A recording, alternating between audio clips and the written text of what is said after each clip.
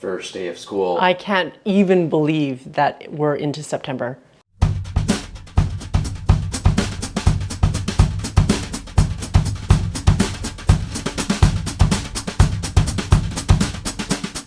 Days just go by so fast. Summer just left so quickly. Yeah, and you know what? Today I was walking the kids to school and it was chilly outside. And I'm like, how is it like yesterday it was so hot still and then today it's like chilly already? Which is why we're making a beef and barley soup. I'm Flo, Dude is behind the camera, and we are bringing you another simple recipe using ordinary ingredients that your whole family will enjoy. Written recipes are available to my patrons on Patreon, and you can find out more information in the description below. So let's get started. Starting with 2 tablespoons of olive oil. Sorry, I had already set my Instant Pot on saute mode, adjusted to high heat, and it's already hot, so just trying to get going. And I have 1 pound of stewing beef.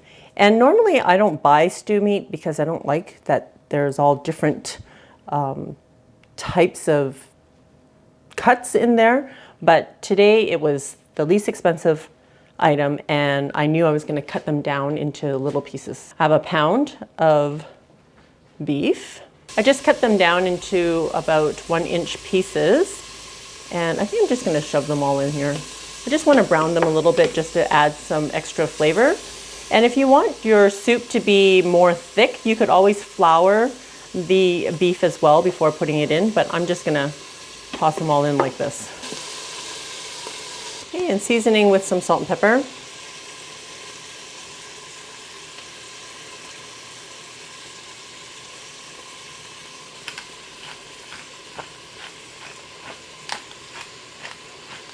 Just gonna brown them a little bit.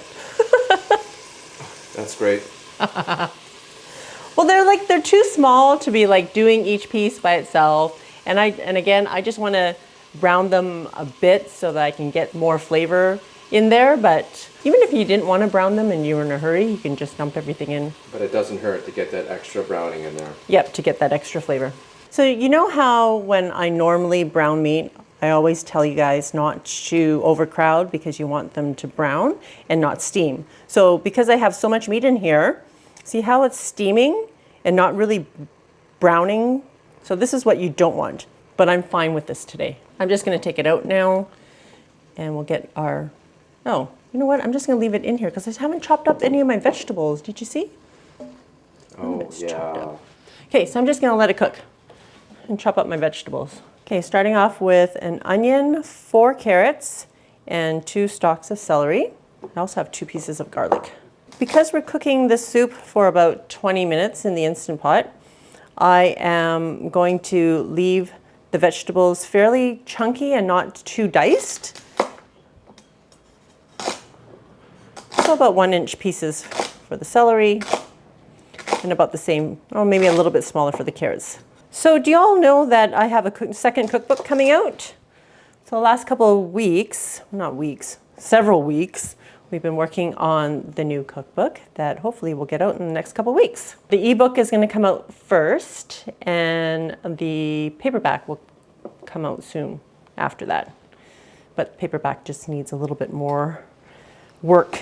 The carrots I'm just going to cut also maybe about 3/4 inch chunks. And that's why we've been working on soups. And this recipe will also be in the new cookbook. All right, I'm removing the meat now. Not the desired results.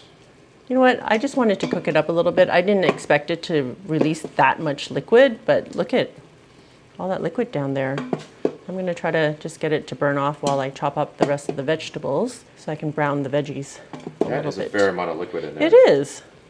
I'm actually quite surprised at how much there is. And we're going to put 1 onion in, also cut up around the same size.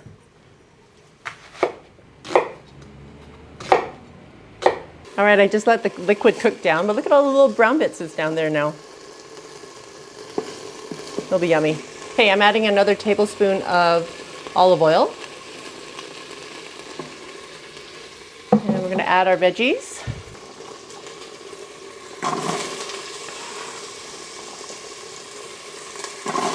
I just seasoned with salt and pepper. We're just gonna stir this and cook this for a few minutes. Just gonna crush my garlic and add that as well. Go, go, go. No arm strength. They're actually quite giant. 2 giant cloves of garlic.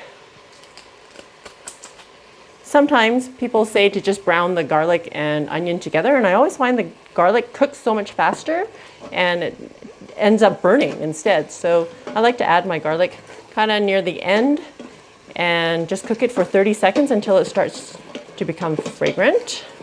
I've rinsed half a cup of pearl barley, and I'm going to add that in now as well.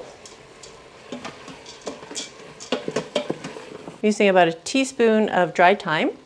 And you know, when I'm pinching the thyme into the pot, I'm actually rubbing it in between my fingers too to kind of break them up a little bit, and so that you get more thyme flavor in the soup. And someone mentioned that she actually rubs it in the palm of her hand before putting in, and it's something I always do, and I never think to let you guys know. So that's a little tip for you.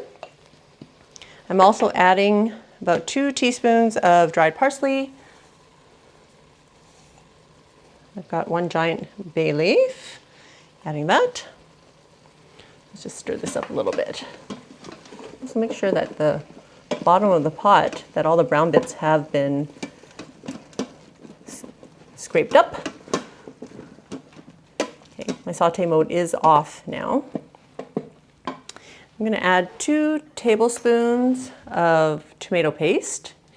And this is another tip if you don't already know. I always freeze the remaining tomato paste in like 1 tablespoon portions so that I can use this instead of like letting it rot in the fridge.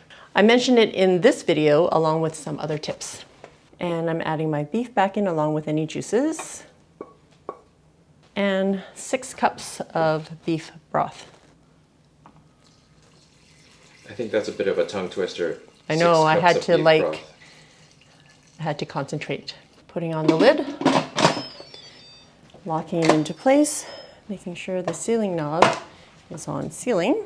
And we're going to pressure cook on high for 20 minutes. I want to say, and I'm back. So I just walked my daughter to a high school. It's her first year. Here in Vancouver, high school starts at grade 8 and goes through to grade 12. And she was like, "Are you seriously walking me to school?" I was like, "Well, I'm not really walking you to school. Is it okay if I walk with you? Because I'm just there to see the other parents." And I take partial blame. I may have frightened her and said that, you know, as a dad of a first-time high schooler, that I'm going to embarrass her by hiding out in her locker, or else following her around and just announcing, "This is my baby girl." Oh, that's terrible. So it finished cooking while I was gone. And let's see. Hopefully it turns out okay.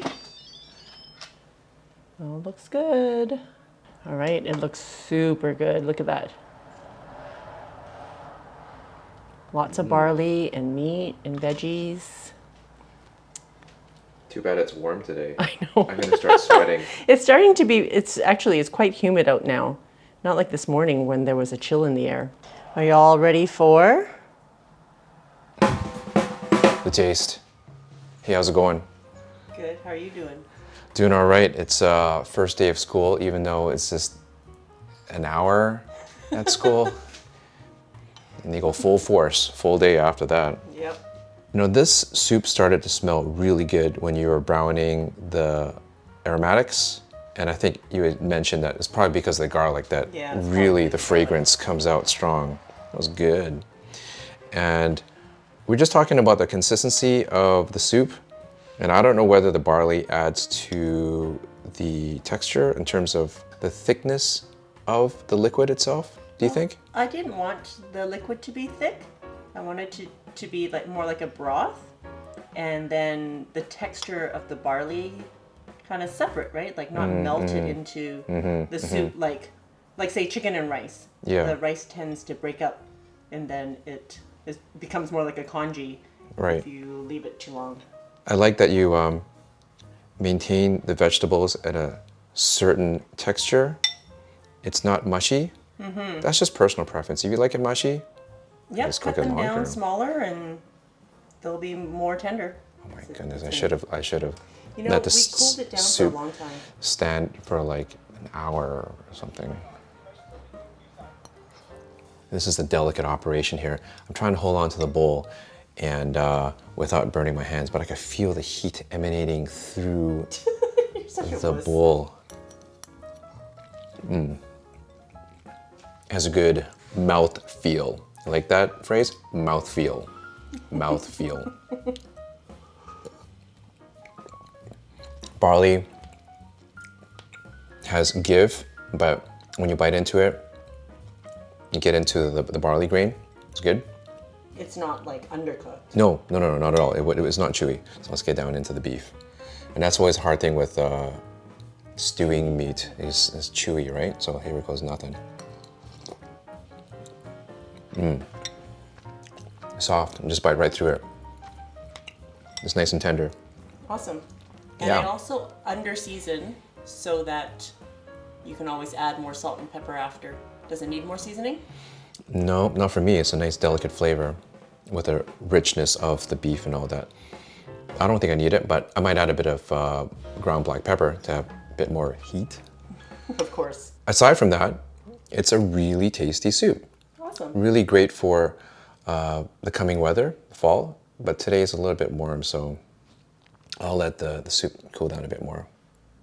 Thanks, dude. The goal is to always give you simple recipes with ordinary ingredients that your whole family will enjoy. So I really hope that you enjoyed this video and look for it in the new recipe book that will be coming out in the next couple of weeks.